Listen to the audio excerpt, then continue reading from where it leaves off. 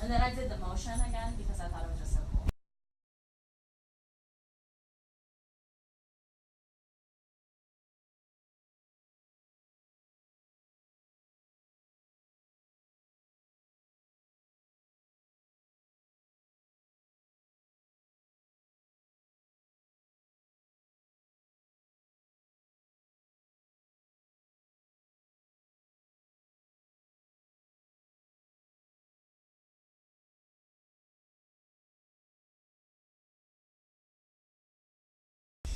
This book is so rich that I feel like I can only read one page a day. So here's the page I was reading on Saturday. Actually read a few pages on Saturday, but this page is all I'm going. And this is so prevalent. This is things I'm thinking about and talking about with people around me all the time. This idea of detachment and what it means. Detachment involves present moment living in the here and now. We allow life to happen instead of forcing and trying to control it. We relinquish regrets over the past and fears about the future. We make the most of each day. Anytime I start talking about fears of the future to my counselor, he has this funny thing. He says, "Oh, you can tell the future? Oh my gosh, you should have told me. We're going to make millions." That was his way of saying, you don't know what the future holds. None of us do. So his thing was always, let's deal with today. We're not going to deal with the past because Christ has redeemed it, and we're not going to deal with the future because Christ knows what to do with that, and we're not there yet. And that's not to say, of course, that we don't deal with the past at times to make sure we're working through our forgiveness and our regrets and deciding what we need to change now and not repeat from the past, and that we don't think of the future for some wisdom, but not be overly obsessed. I was petting my dog. That was that weird motion. Come here if you want attention. Come here. How cute he is. Mommy, I was ready. You're ready to be Luigi? So detachment also involves accepting reality, the facts. It requires faith in ourselves, in God, and other people, in the natural order and destiny of things of this world. We believe in the rightness and the appropriateness of each moment. We trust that all is well in spite of the conflicts. We trust that someone greater than ourselves, God, knows, has ordained, and cares about what is happening. We understand that this someone can do much more to solve the problem than we can. So we try to stay out of his way and let him do it. In time, we know that all is well because we have actually seen how the strangest and sometimes most painful things work out for the best, for the benefit of everyone. And that's something that I think very biblical, this idea. God uses everything for good. He knows what he's doing.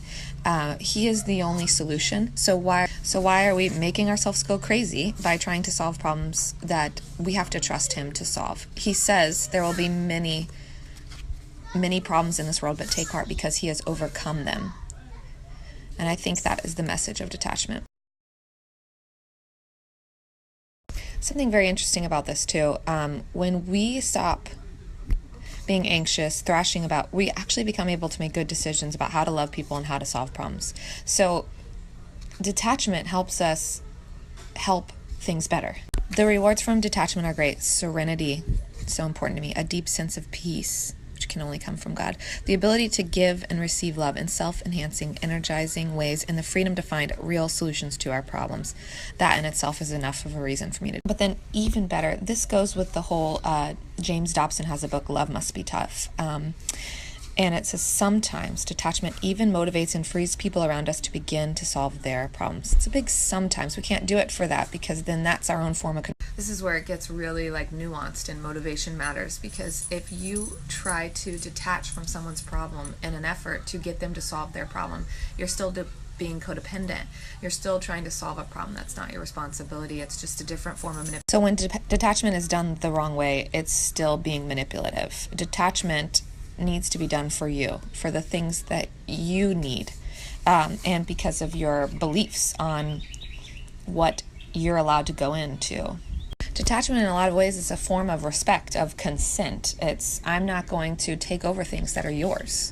I'm going to allow you to have the life that God gave you, even if you're going to destroy it, because God allows you that ability as well.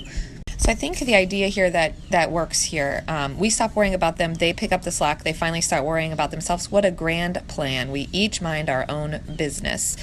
So the idea is that I can't solve someone else's problems, but the best bet I have at helping them is by giving them the freedom to solve it themselves. And they may not. Also, I think the idea here, we understand that, God can do much more to solve the problem than we can. We try to stay out of his way and let him do it. That's another big part of it. So it's if someone else has a problem, only them and God have true access to solve it because of free will.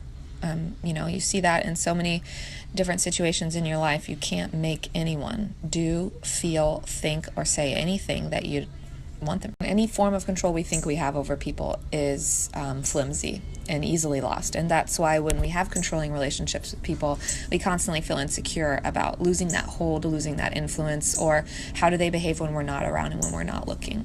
And that's why this is so very powerful, because it puts the focus back on what we can do, who we are, living our best lives, and it gives the power back to us to be happy, to have the life we want. So my focus on today is to live in today, to relinquish my past and any fears I have of the future, and to just deal with every bit of today.